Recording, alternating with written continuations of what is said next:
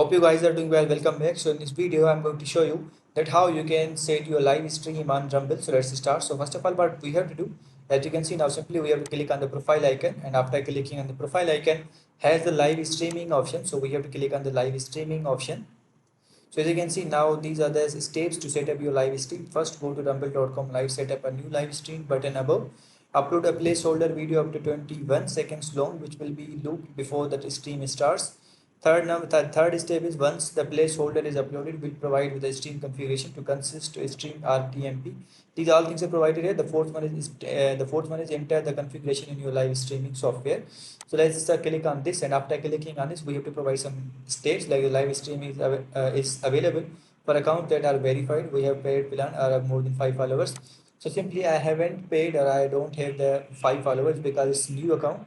So you have to follow these steps, and after that your live stream will be started.